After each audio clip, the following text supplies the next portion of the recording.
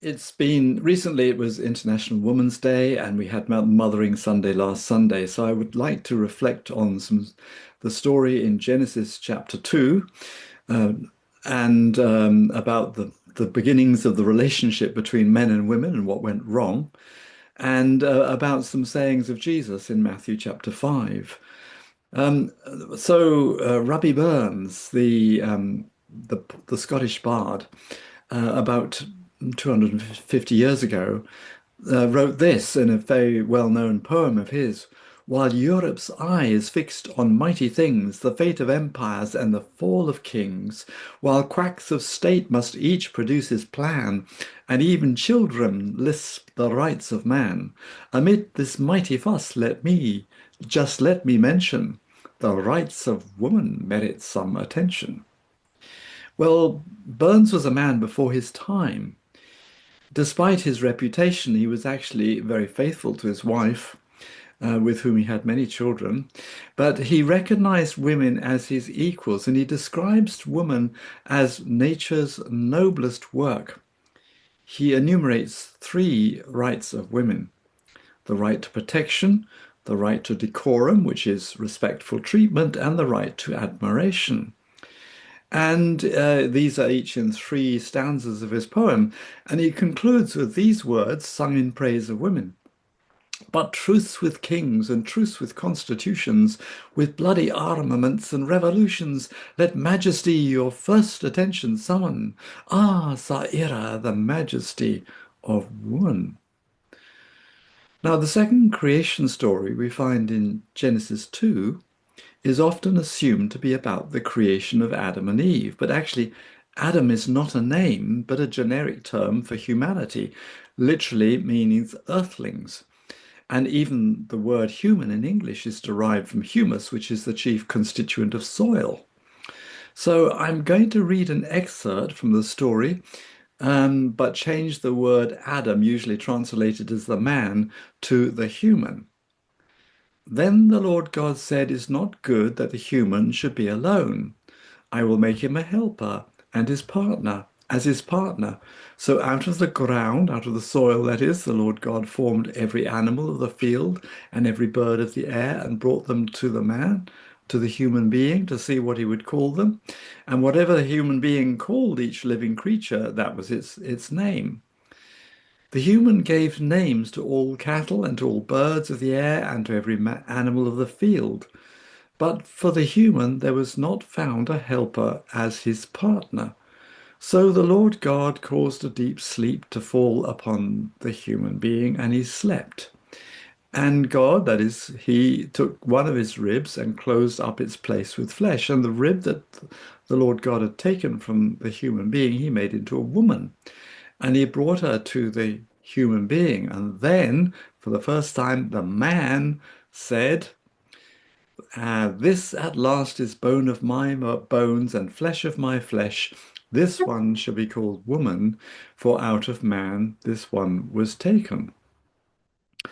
Um, Therefore, a man leaves his father and mother and clings to his wife, and they become one flesh. It is cleave in the older translations of English.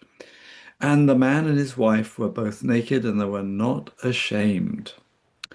Now, God knew that it was not good for human beings to live alone in isolation. Both men and women need companionship. So, this story tells us that we human beings, both men and women, need to be in an intimate relationship with another human being with whom we can share the deepest desires, our visions, as well as our fears and anxieties. Now, after the metaphorical surgical operation, there are two new beings, a man, Ish in Hebrew, and a woman whom he calls Isha, which actually is, he doesn't call her Eve. That comes much later. Ish, the human being who has a sense of himself or herself, and notice I say both. Therefore, Ish is not just gendered masculine or feminine, but it means a human being who has a sense of him or herself, but they're as an individual person, and yet is still embedded in the sacred unity of the universe And the root sounds of the word Isha mean the power of creative initiative in a person. And I suppose in modern psychological terms, we could talk about the animus and the anima that I think it was it Jung talked about as being the sort of masculine element of our psyche and the feminine element of psyche, which is in both of us, in all of us as human beings, but in different proportions. Only later did these words, ish and isha, require the more specific meanings of a man and a woman. So those who edited the original story in its current form added a word of explanation that provides a definition of marriage. It is the establishment of a separate household, leaving. It is the permanence of the relationship, cleaving or clinging to, and an intimate nature of the relationship, becoming one flesh.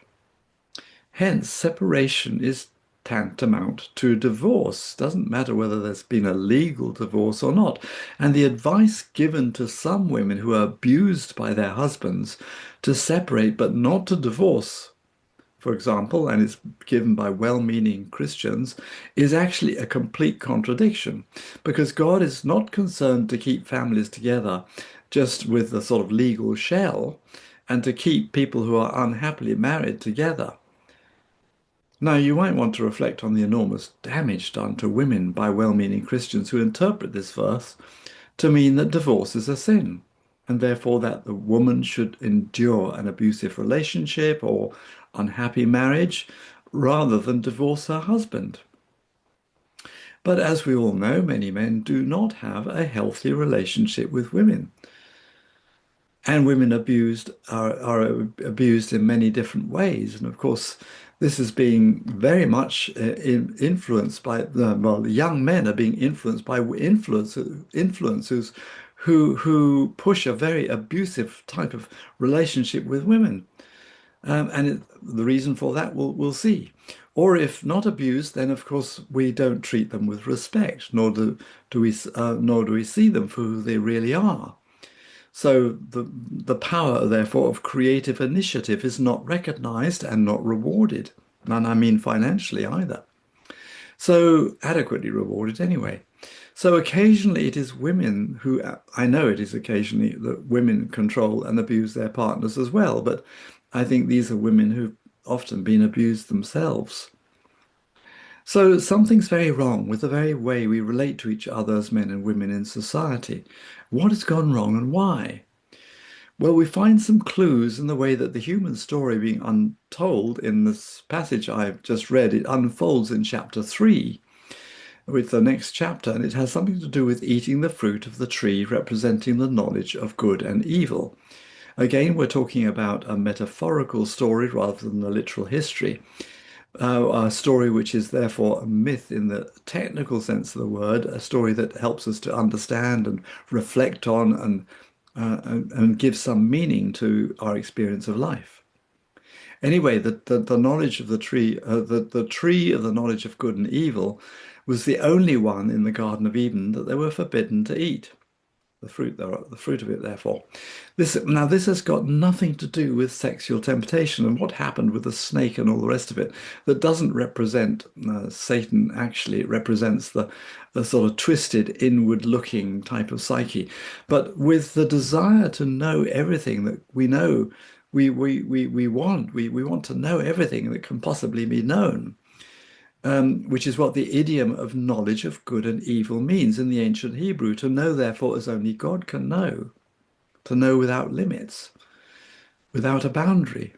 But we humans assume we have when we humans assume we've got complete knowledge of everything. So, for example, assuming we know the outcome of actions, such as when we attack another nation. And I'm thinking of a certain person who's done that recently, or two people, I should say. Trump and Netanyahu, thinking that they will know the outcome of their actions, well, without thinking it through properly. But anyway, we lose touch with the wisdom that comes from above, from being in an intimate connection with God, and in particular with the feminine kind of wisdom, which was represented by another tree in the Garden of Eden, the tree of life, which they were permitted to, the fruit of which they were permitted to eat and had access to. But after they had eaten the fruit of the tree of knowledge of good and evil, therefore desiring to know everything, they lost touch with the knowledge that they could have had, and the wisdom that they could have had. So anyway, the consequences for those involved in this story, the woman, the man, and the snake, are spelled. Oh, the what is represented as the snake is spelled out in the following verses, where God where, where God says to the woman, "I will greatly increase your pangs in childbearing. In pain you shall bring forth children." So that was it's what we see happens with in nature now. And yet it goes on, and yet your desire shall be for your husband, and he shall rule over you. Now, the word translated desire in this verse implies the desire to rule over. It isn't sexual desire necessarily, but the desire to rule over. But instead, in patriarchal society, it is men who rule over women, and that's the way it has been in civilizations for centuries, for millennia. And that was the way that society was in the days of Rabbie Burns as well. So here's the origin of the war of the sexes that's played out in many a drama, both in TV dramas, especially period dramas from the 17th and 18th centuries, for example, as well, of course, as in real life today. So the situation of women spelt out in Genesis 3:18, which I've been talking about, is the background to what Jesus says in his teaching in Matthew chapter 5, in verses 27 and 28, and where he says, "You've heard that it was said, 'You shall not commit adultery.' But I say to you that everyone who looks at a woman with lust has already committed adultery with her in his heart." So Jesus is obviously quoting the seventh commandment. But if you look at the seventh commandment, the presumption in them, the Ten Commandments, the presumption is that a woman was only the possession of the man, either the father or the husband. So this is actually made explicit in the 10th commandment, where to covet means to desire to possess. So it says in the 10th commandment, "You shall not covet or desire to possess your neighbor's house. You shall not covet your neighbor's wife or male or female slave or ox or donkey or anything that belongs to your neighbor." So the wife was seen as a man's possession. Hence, incidentally, the need for a dowry when a man sought the permission of the father for his daughter in marriage. It was a contract in terms of monetary value of a possession. The status of women in Jesus' day was no different. And despite women having legal rights today, the culture in many institutions and in certain sections of society, they are still being treated as possessions or not being valued as people in their own right. So the lust that Jesus is talking about is the desire to possess a woman, which is completely the opposite of respecting a woman's right to be treated as a person rather than as a thing. Now, there's nothing wrong with looking at a woman and finding her attractive. It is looking at a woman with the intention of possessing her that is adultery. However, thoughts usually lead to actions unless we deal with them at an early stage, and hence, in his typical hyperbolic way of making a point, Jesus talks about tearing out the offending eye and amputating the offending hand. Jesus then goes on to deal with the matter of divorce. It was also said, Jesus continues, "Whoever divorces his wife, let him give her a certificate of divorce." Now, the saying that Jesus was referring to is found in Deuteronomy chapter 24, and the first 4 verses, where it says, "If a man has taken a woman in marriage, but she does not win his favor because he finds something offensive in her, he may write her a certificate of divorce and give it to her and dismiss her."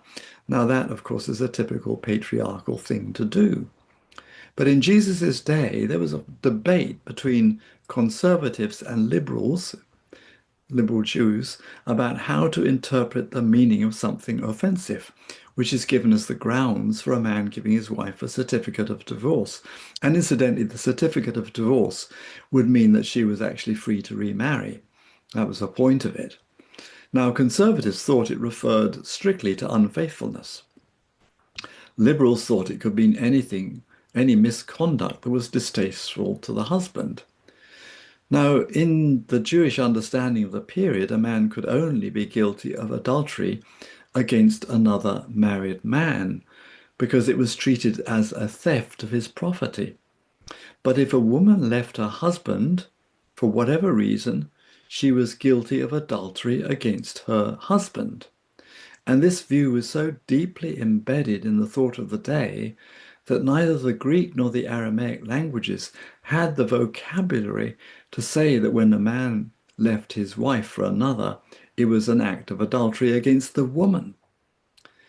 So he says, "But I say to you that anyone who divorces his wife except on the ground of unchastity causes her to commit adultery, and whoever marries a divorced woman commits adultery." So that creates us a bit of a problem in terms of how do we understand this. But Matthew uses a very rare passive form of the word to commit in adultery in Greek, and in verse 32, and in order to express this fact. Now, the translations, many of the English translations simply translate it causes her to commit adultery. But how do you interpret what that means? Well, first note that Jesus did not say that the woman would be made an adulteress by the act of remarriage, but by the act of her husband divorcing her. So what does that mean? Well, there are two possibilities. Firstly, given that Jesus was addressing the hypocritical practices of the Hillel school of the Pharisees, a woman so divorced on trivial grounds would, in the light of the text he quoted, be viewed by the public as an adulteress. And that's the conclusion that they might jump to, even if the word in Deuteronomy has a wider application than merely adultery. And it may be that that was what Jesus meant, but I think there is an alternative which I find a more convincing meaning. So the passive form of the verb may be a way of saying that the man committed adultery against her, in which case we could translate it as follows. Anyone who divorces his wife except for marital unfaithfulness commits adultery against her.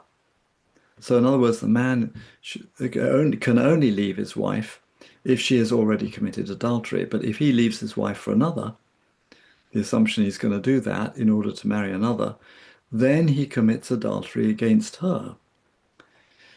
Of course, in those days, that put her in a very difficult situation because women were economically dependent still on men in the sort of family unit.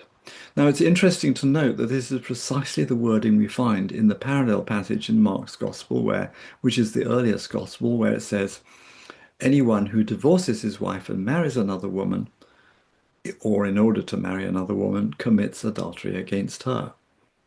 So Jesus had actually a very healthy relationship with women. And in Luke's Gospel, he lists a number of women who followed him from Galilee, and some even from Herod's household who had the means to support him financially. And then his relationship with Mary, the one whom he's called his beloved companion, with whom he enjoyed an intimate relationship, a meeting of hearts and minds. And there's a lot of debate of Mary Magdalene, actually. There's a lot of debate about whether or not they were actually married. I believe it's possible that they were. They were certainly betrothed. Anyway, women in the early church were therefore, sorry, set free to fulfill their vocations. So to illustrate that, you have to read, sorry, I'm going to take it. To illustrate that point, read, for example, the greetings that Paul gives to many, many people whom he knew personally in the church in Rome in preparation for his visit there. And among them, he lists a number of women having leading roles in the early church. So there's Phoebe, a deacon, not a deaconess, a deacon, a full sort of fully authorized, ordained person. There's Prisca or Priscilla and Aquila, a husband and wife apostolic couple, for example. And pardon me, my point is that Christianity in the first few centuries was a movement that emancipated women. Sadly, that did not continue for long. And indeed, there was a sort of more male chauvinistic version of Christianity appearing from quite early on. And by the time Constantine became a Christian and the Christianity became institutionalized as the state religion, it went total. And of course, that was the situation that the church continued to foster this male dominated kind of Christianity through to very recent times when women at last have been set free to fulfill their vocations in church, in the Christian church again. So anyway, the rights of women. I hope that's enlightened you as to what I think the Jesus thought of women, and maybe us encouraged us to respect them fully as people who have the power of creative initiative, and that has to be recognized. Thank you.